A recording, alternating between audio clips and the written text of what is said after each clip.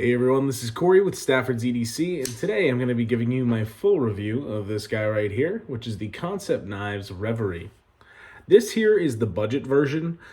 This is what is being passed around, so big thanks to the YouTube pass around group, as always, for including me in the group and letting us check out knives like this. But like I said, this is the budget version.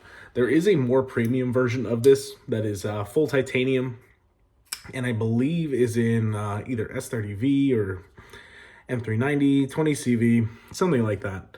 This one is G10 and 154cm, and I think it's a pretty affordable knife. I don't know the exact price off the top of my head. You guys know I rarely ever prepare for these videos, so, you know, my best guess is probably somewhere in the $70 to $80 range on this.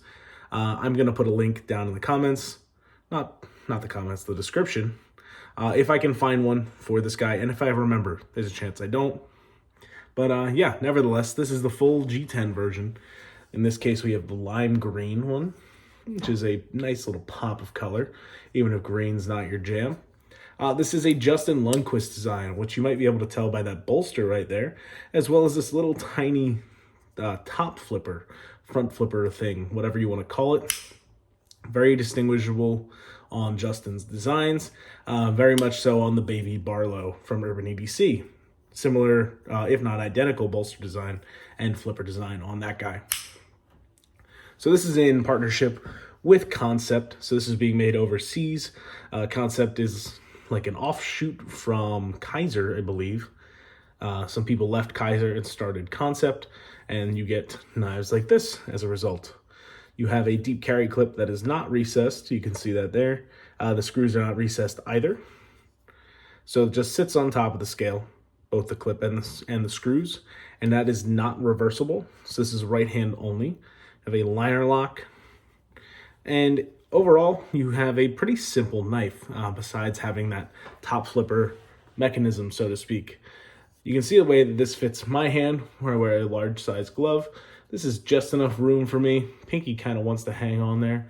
And if I spread out a bit, it's almost a 3-finger knife for me, but the pinky still lands on there, even if it's just the tip of it by that bottom screw. And it's overall really ergonomic in hand.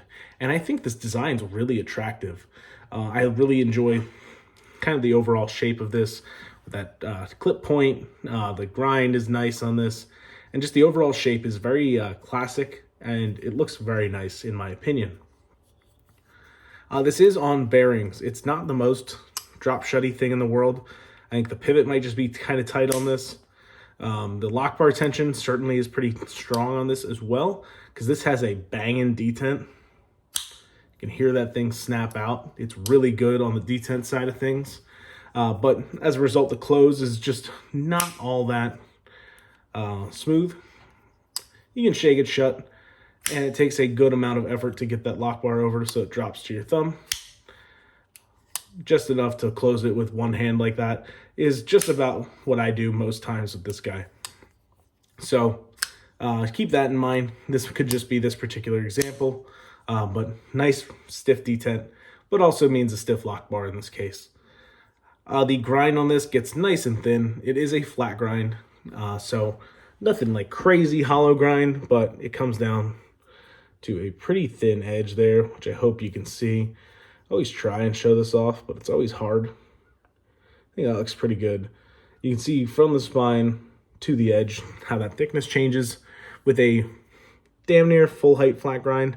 You have this area right down here that's not, and then from this point forward, it's a full flat, and this is just kind of the back end of the blade too, where you're not typically push cutting through this area. So this is an excellent slicer.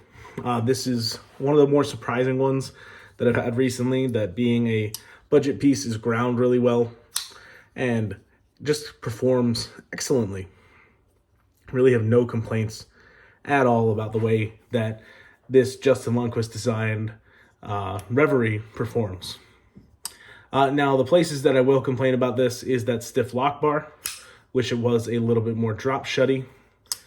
But, you know, you can give it a little wrist flick on the way down, and it'll drop to your nail with the lock bar. So, I mean, it's still nice and fidgety, but I would just prefer it to be a little more drop shut. It is what it is. And then the top flipper being the D10 so strong on this, it can almost be a little bit hard to flip out. I think balancing that out would also help a lot with that lock bar tension and would give you a much better feeling overall if those things were tuned just a little bit. The other thing is that if you want to really hammer down on this, like a big hammer grip, that pocket clip becomes a little bit of a hot spot, kind of right in this area for me. I don't know if you can see where that's hitting me in the hand, but that's like right in the folds of my hand.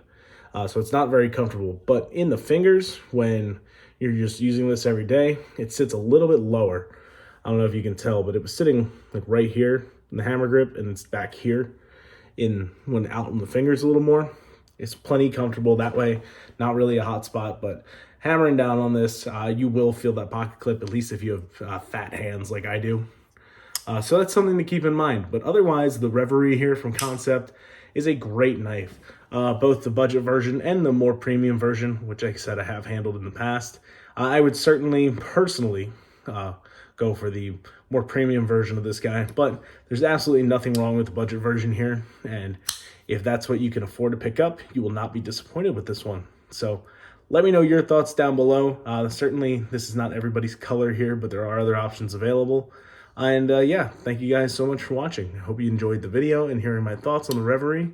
With that, I hope you have a great rest of your day. Thanks and take care.